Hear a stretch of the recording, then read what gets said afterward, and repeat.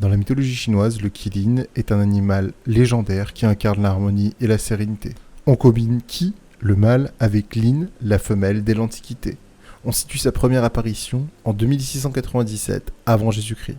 Bonjour à tous, c'est Malicus. Aujourd'hui, on s'intéresse au qilin, la licorne chinoise.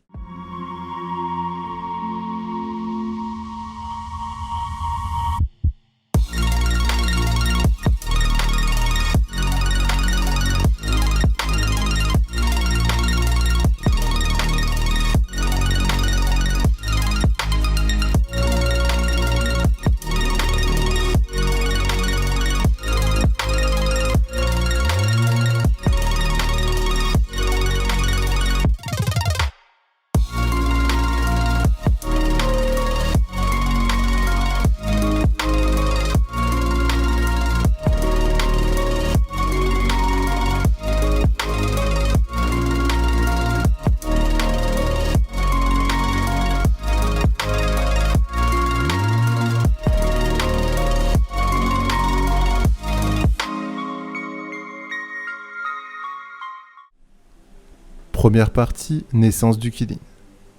Le qilin serait né d'un croisement entre une vache et un dragon, ou de la conjonction des deux étoiles. Cet animal mythique, né dans la haute antiquité, est le cinquième élément ajouté aux 4 animaux sacrés, symbolisant les 4 points cardinaux de la mythologie chinoise. Il emprunte ses caractères physiques à différents animaux, comme le cheval ou le cerf. On appelle aussi cet animal fabuleux, Si Buxiang, celui qui ne ressemble à rien. Le terme désigne les animaux imaginaires composites. Le qilin est doux et aimable, avec un corps entre le cheval et le cerf. On dit son pelage tacheté et parfois couvert d'écailles de poisson. Il a un ventre jaune, des sabots de bronze fendus, une queue de bœuf et une tête de cerf ou de dragon selon les récits. Il possède une corne, parfois 2, qui lui confère le nom de licorne chinoise. Recouverte de chair ou de fourrure, elle ne lui sert pas d'arme. Elle est le symbole de la sagesse et lui permet de séparer les justes de ceux qui ont mal agi.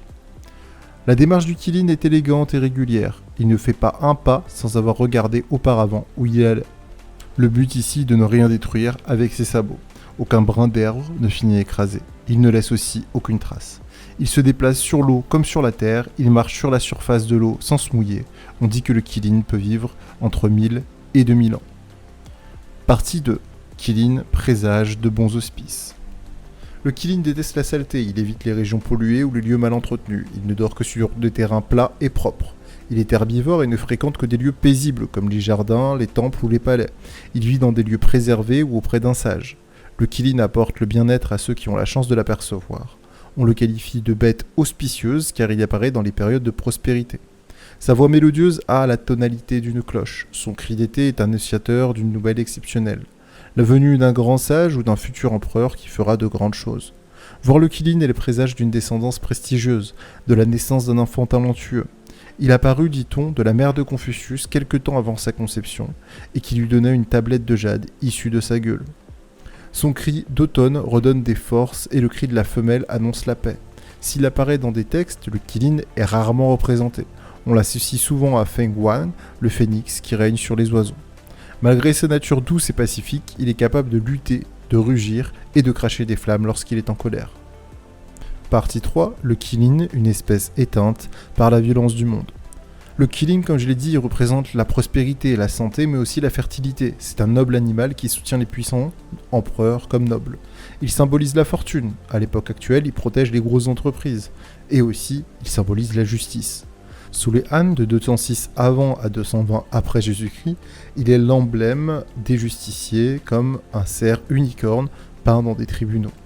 Sous les Qing de 221 à 206 avant Jésus-Christ, le costume des militaires gradés portait le qilin sur la manche. La noblesse chinoise, avide de prospérité et voulant s'attirer la chance et le bien-être, fit réaliser des sculptures de qilin dans tout le royaume. Il trônait aussi bien devant les maisons que dans les jardins.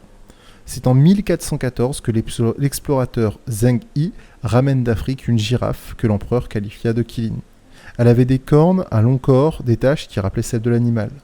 À l'époque, les érudits racontèrent que le qilin se montrait très rarement, seulement s'ils en éprouvaient le besoin.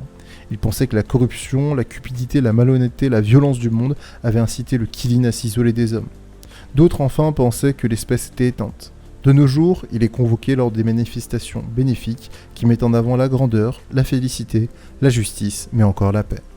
Voilà, c'est tout pour moi, j'espère que cette vidéo vous a plu sur le Qilin. N'hésitez pas à me dire en commentaire ce que vous avez pensé, à vous abonner pour plus de visibilité et pour me soutenir. Un petit pouce bleu, c'est gratuit et ça fait pas de mal. Je vous remercie encore une fois d'avoir suivi cette vidéo. Si vous avez des questions, les commentaires sont là pour vous. Prenez soin de vous, c'était Malicus. Ciao ciao.